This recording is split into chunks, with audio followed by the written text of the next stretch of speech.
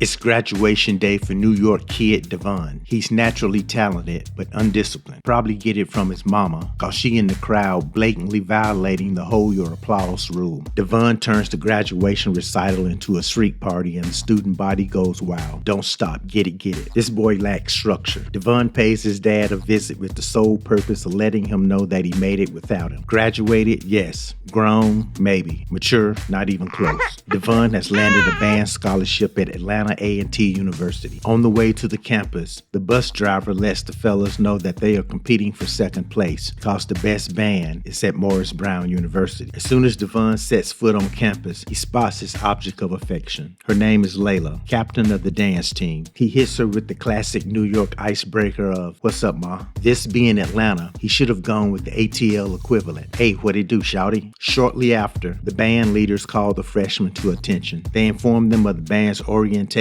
and initiation. Order and discipline are mandatory, two attributes that ain't exactly Devon's strong points. After a night of partying, the freshmen are roused out of their sleep by the section leaders. Devon exits, leaving his roommate Ernest behind, fast asleep. On the field, the freshmen meet their band director, Dr. Lee. In the background, his band is playing The Saints Go Marching In. Playing that tune in the city of Atlanta? I don't know, Chief. Now, Dr. Lee is a connoisseur of fine music. He's the type of cat that will argue that hip-hop music ain't really an art. As roommate Ernest drags in, Dr. Lee questions him about his tardiness. Here, Devon learns his first lesson about being part of a machine. All of the parts are important and that they rely on one another. Afterwards, the freshmen are introduced to Sean, the leader of the percussion section. Sean runs his section in the image of Dr. Lee, composed and orderly. When Devon gets too familiar and starts grabbing equipment off the shelf, Sean has to put him in line. See, Devon ain't got no home training. He's a spoiled brat with no respect for authority. Wagner, the school president, drops by practice to ask Dr. Lee if he's gonna add some spice to their performances this season. If the field performances ain't moving asses in the seat, then Wagner might be moving Dr. Lee out of the program. Sean tries to break the snare's habit of watching their stick work. He goes down the line one by one, testing and breaking each one. That's until he gets to Devon. The two go head to head, accelerating tempo. Eventually, Devon gets the best of Sean. Dr. Lee is not impressed by Devon's nut check. He humbles Devon by besting him in the same exercise and then tries to offer some wisdom to the young buck. In one ear, out the other. The freshmen complete training, but before they begin to celebrate, Sean wants them to recite the rules of the percussion section. When Devon fails, he has to face the punishment, receiving a slick nut cut. Well, he ain't trying to lose those braids, much less at the hands of Sean. Throws a temper tantrum and storms out at the risk of not getting a spot on the band. Ernest talks some sense into him, and Devon submits to the punishment, but only on his own terms. On the night of the auditions, Dr. Lee lays down the requirements to get a coveted P1 position. Devon plays flawless and adds an uninvited riff at the end.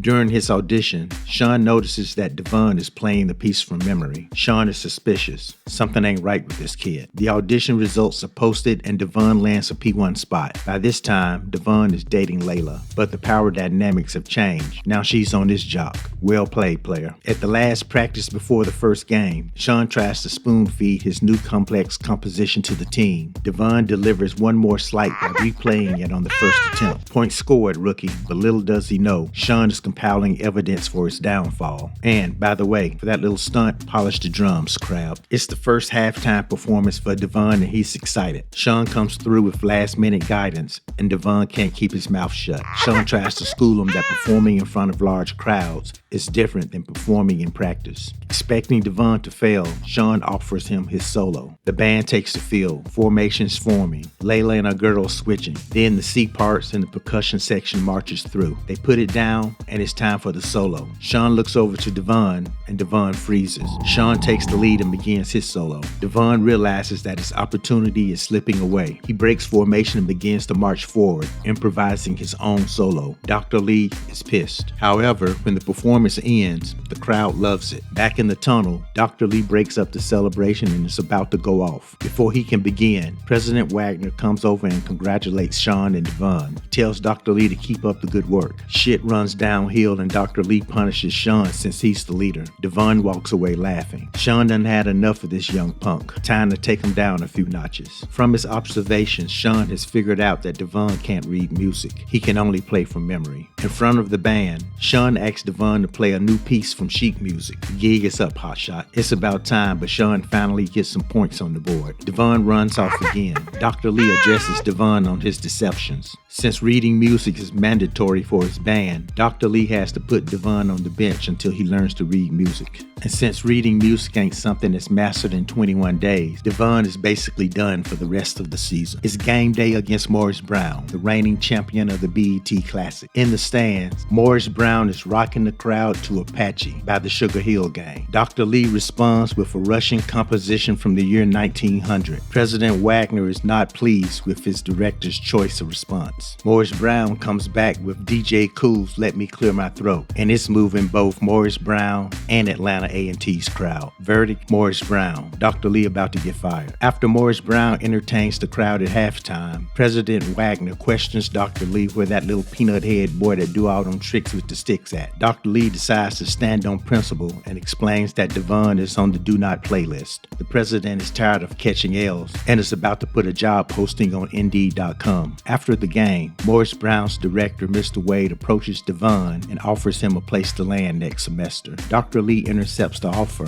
and the two directors trade jabs. Later that night, Dr. Lee reviews Devon and Sean's impromptu performance from the first game. The next morning, he goes against his principles and softens his stance. He decides to incorporate the performance into the next show. It's homecoming, and we have Devon back on the field. The president approves. Time for a head-to-head drum battle. The band from Macon puts on a solid show. They got props too. They want all that smoke. Then it's time for Atlanta A&T's response. They singing it and bringing it, but guess who goes off script? Devon gets out of line, and then he crosses the line. This leads to an all-out brawl on the field. Devon thinks he done made some sort of statement, but his bandmates done finally had enough of his shit. Even his old lady later out here acting like she don't know who he is. Devon walks into a closed-door meeting, one that he wasn't invited to. He runs crying to Dr. Lee about Sean and them tripping. Nah, player, you tripping. Dr. Lee kicks Devon out of the band. Devon goes to plan B. He pays Morris Brown's band director, Mr. Wade, a visit. He asks, hey, can a brother get a spot on the drum line? Mr. Wade tells him that he'll see if he can find some room for him. At their next meeting, Mr. Wade gives Devon the news that he's got him a spot, plus a gig for next semester. However,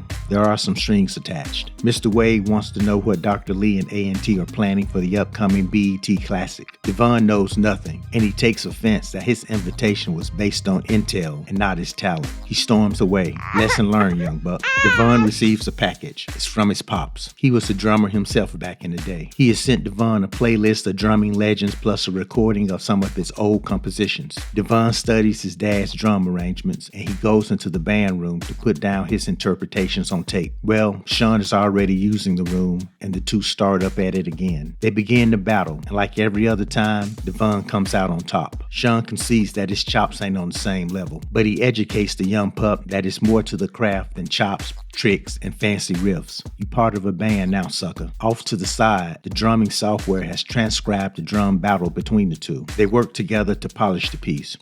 Pause. The two present the composition to Dr. Lee for the upcoming BET Classic. Dr. Lee studies the piece and decides to feature it in their next performance. Dr. Lee tells Devon that he wrestled with his principals about whether to allow him back on the band, but his principles prevail. Devon seems to accept it, and he also seems to accept Layla back into his life. Time for the big show. The BET Classic. We got Stuart Scott in the house. Blue Cantrell sings the national anthem. Formations, bands are getting down, how we get down. Drum majors majoring. It's a hot crowd. Next up are the defending champions Morris Brown. As A&T are chilling in the entrance tunnel, a Bentley rolls through with old Petey Pablo behind the wheel. Morris Brown done got him to assist them with their show. Oh, you're probably saying Petey who? Petey Pablo had a hot moment back in the day. He was something like a 1.5 hit wonder. But regardless, respect due. So after Morris Brown's surprise guest, A&T is probably thinking, damn, maybe we should have got a little Scrappy to help us out. Atlanta A&T takes the field and begins their show. Layla and the girls slang that thing as Devon cheers from the sideline. They wrap up a strong performance. The judges deliberate. Then AJ and Fine Ass Free come out to announce the winners. All of the concerned parties await the decision. It's a two-way tie between Morris Brown and A&T. The tiebreaker will be a drum battle. Dr. Lee throws all of his principles out of the window and asks Devon if he would rejoin the drum line for the battle. Now it's on. It's kind of hard to recap a drum battle, but I'll do my best. Morris Brown goes first. This little shorty comes out and starts doing that twirling thing with the cymbals. She getting all up in A&T's mix. Then the cymbals part and the snares attack. They break out the red solo cups during the show. They finish off with a little behind the back technique thing. Atlanta A&T comes up. They start with the bass drums forming an attack circle. Them boys then laid on their backs and started playing as the cymbals entered the circle. They lifted the bass drums up, and then these two sisters came out and went ham around the circle of bass drums. Then they struck a pose like they were Grandmaster Flash in the Furious 5 or something. That was round one. Round two. Here comes the Morris Brown snares again. And this one brother is out for blood. He's like the Morris Brown version of Devon. They show off their stick work, pause, and then they go over and start to play on A&T snares. Sean is keeping an eye on Devon to make sure he doesn't lose it. Morris Brown retreats, and then they throw their sticks at A&T's feet. A&T responds with their snares led by Sean and Devon. They hit him with power and precision. After they finished showing them who was the superior snare team, they ended with that in-your-face drumstick drop. Job well done. The judges deliberate again, and that fine-ass Free announces the winners. Atlanta A&T. The band celebrates. Dr. Lee, he compromised his principles, but he keeps his job. Gotta keep them lights on, right, player?